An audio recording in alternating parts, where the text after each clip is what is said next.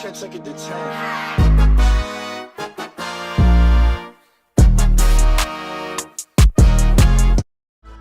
Hey, what up, Cowboys faithful? It's your boy DMV back with another one, man. And you know, I'm really excited about this game because look, it's Monday morning. I'm getting ready to drop a video when I haven't dropped very many of these pregame videos over the last couple of weeks. I apologize, but more are coming. And look, today I got a scouting report for the Washington football team, or the football, whatever their names is. Look, your boy is ready for this game. I couldn't wait, man. Look, I know my boy Cowboys Fan Talk did a video. He talked about getting revenge, and I can't wait either, because I had to hear for the past year how Washington swept us, how they owned us. And we knew for a fact we weren't healthy. We didn't have our quarterback, but that's beside the point, man. It's time for them to get their ass whooped, all right? So look, I came up with the scouting report. I got 5 ways to beat them. I got notable players. I got all of that stuff, right? But before you do anything else, make sure you like, subscribe, hit that bell each time I come out with content. All right, let's go, man. So look, let's talk about the notable good players, right? Because every team has them, even if they're a dumpster fire. And yeah, I'm going to say it. Washington is a dumpster fire. Yeah, I'm going to talk a lot of trash. I don't think this is a very good football team. I don't think it's a very good football team. I think they're a very opportunistic football team. And that is a characteristic of being a good team. So I'll give them credit.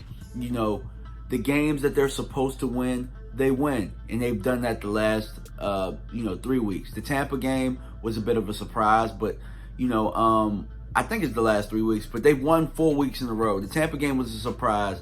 The other ones weren't a surprise. Now, I sat right here and I watched, I guess, the Junkies, 106.7. You guys know I'm in the DMV area, and they're just talking about how they beat these good quarterbacks. They beat Tom Brady, Cam Newton, Russell Wilson, and Derek Carr. And we all know that all of these teams were handicapped. The Tampa one was probably the best one, but everybody else was handicapped. You're not facing one of these handicapped teams coming in here. We're going to be a lot more healthy. We're going to have D-Law. We're going to have Randy Gregory.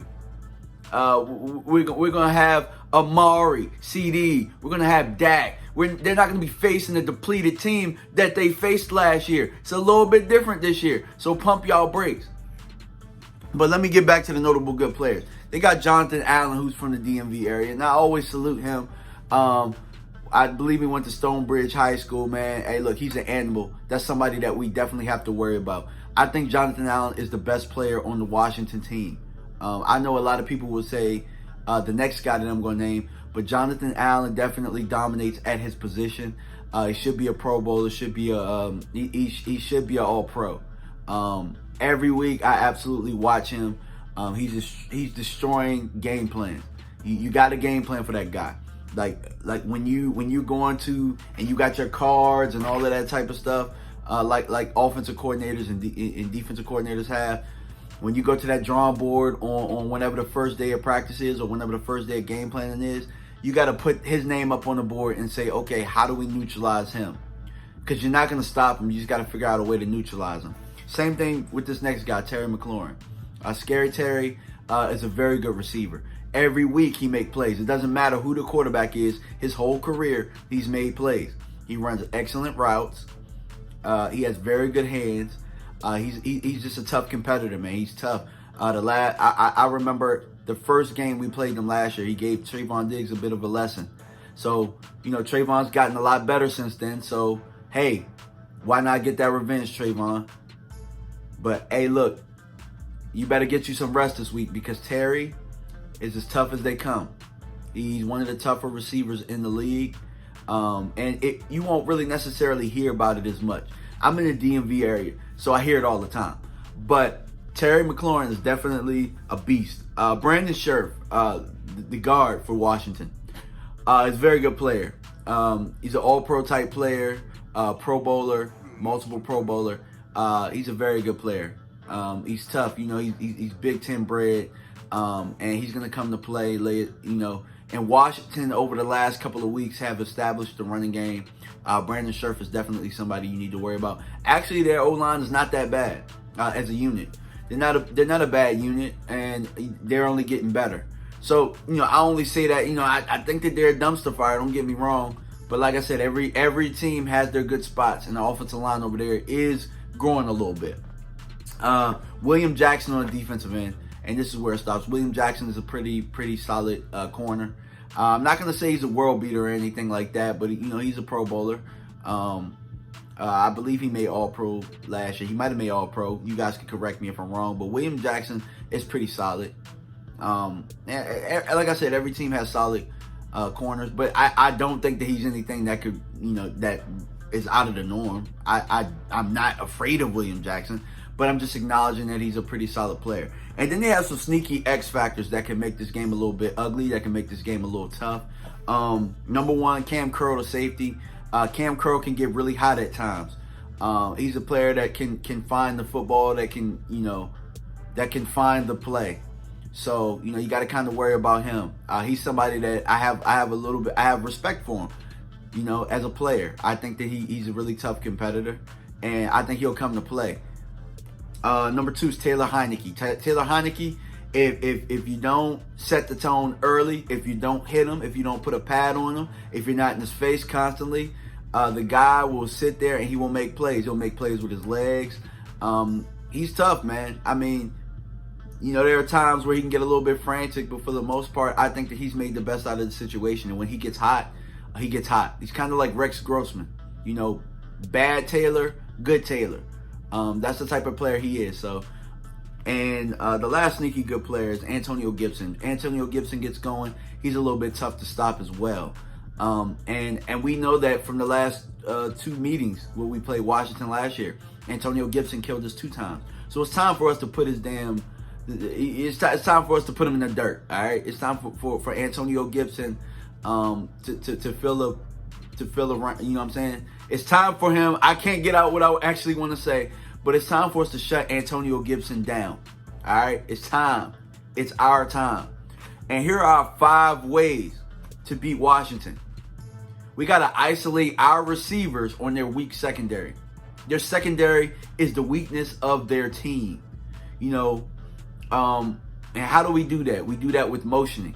I know that Kellen Moore over the last couple of weeks has been overthinking himself. He has to get back to the mode that we love, where everything is smooth. And you can do that with motion. Now we all have all of our receivers, all of our weapons and stuff back. Now you can start, not necessarily getting cute. I'm not going to say get cute, but we got to motion in a way that we're isolating our best guys on their weak guys. Everybody knows Kendall Fuller has been a liability for Washington this year. He's a very solid player, but he's been a liability for this team. We got to find a way to motion and get our guys in a place where they can make plays. We have 3 guys that can kill you all day. We got Michael Gallup, we got Amari Cooper, and we got CeeDee Lamb, and they're coming off a 10 days rest. So the guy that I would attack is Kendall Fuller. And also, one thing that I know that Washington likes to do is they like to drop Holcomb in coverage a little bit. So maybe we could take advantage in the slot with CD, running past them and things like that. Because I know I watched the Raiders game yesterday. Holcomb made a couple of good plays. He actually dropped in coverage, made some good plays where there was Renfro. But I also know that Renfro had a really good day yesterday. So, there are some pockets in that defense that we could take advantage of. I know damn well they're not going to try and man us up. They're going to play a lot of zone. And I'm okay with that. As long as we protect our quarterback, we put the proper double teams, or, we're communicating up front and keeping Jonathan Allen off of our quarterback, I think we should have a pretty productive day in the passing game. Number 2, keep the penalties to a minimum. Penalties have wiped out really good plays for us the last couple of weeks. A lot of people want to know what happened to the run game and why we're not running as effective. But the good plays that we have had, they have been taken back because of penalties. And that has, maybe, changed the way that Kellen has had to call plays. And defensively, man, we'll make some stops and then we'll have some penalties and we'll give them first down.